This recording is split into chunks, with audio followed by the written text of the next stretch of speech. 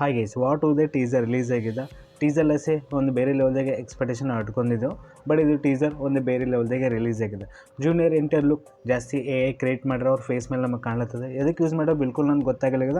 ಇನ್ನೂ ಖರಾಬ್ ಮಾಡಿಗೆ ಸಿಟ್ಟಾರ.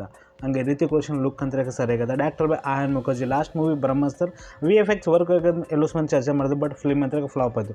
ಬಟ್ ಈ film what to they film ಬಗ್ಗೆ ನಾವು ಮಾತಾಡ್ಬೇಕಂದ್ರೆ VFX ಎಷ್ಟುಗನ ಖರಾಬ್ ಕ್ವಾಲಿಟಿಗಿದೆ. ಟೀಸರ್ ರಿಲೀಸ್ ಮಾಡಿರೋ ಬಾಸ್ ಲಿಟಿಲ್ ಅಂತೇಳಿ ಖರಾಬ್ ಆಯಿತು. ಜೂನಿಯರ್ ಎನ್‌ಟಿಆರ್ ಟೀಸರ್ ನೋಡಿಲ್ಲ ನನಗಂತೂ ಗೊತ್ತಾಗಿಲ್ಲ. ಬಡಿ ದಿನನೇ ಟೀಸರ್ ರಿಲೀಸ್ ಆಗಿದೆ. ಕ್ಯಾನ್ ಆಡವನಿ ಅದೇ ಬಿಕ್ನಿ ಶಾರ್ಟ್ನಾಗ ಇಟ್ಟರೆ. ಎಕ್ಸಾಕ್ಟ್ಲಿ ಹೇಳ್ಬೇಕಂದ್ರೆ ಪಠಾಣ್ ಮೂವಿನಲ್ಲಿ ದೀಪಿಕಾ ಪಾಡುಕೋನ್ ಕ್ಯಾರೆಕ್ಟರ್ ಏನಿತ್ತು. ಕ್ಯಾನ್ ಆಡವನಿ ಕ್ಯಾರೆಕ್ಟರ್ನ ಅದೇ ನಮಗೆ ಕಾಣುತ್ತೆ. ಜೂನಿಯರ್ ಎನ್‌ಟಿಆರ್ ಡಬಲ್ ರೋಲ್ ಇರ್ಬೋದು. ಡೀಸೆಂಟ್ ಟೀಸರ್ ನಾನು ಅನ್ಲತ್ತೀನಿ. ಯಾಕಂದ್ರೆ ಎಕ್ಸ್ಪೆಕ್ಟೇಷನ್ ಹೈ ಲೆವೆಲ್ ಇತ್ತು. ಈ ಮೂವಿ ಗಳಿಸ್ಲಕ್ಕೆ ಒಂದೇ ಕಾರಣ junior NTR market value high ಅದ.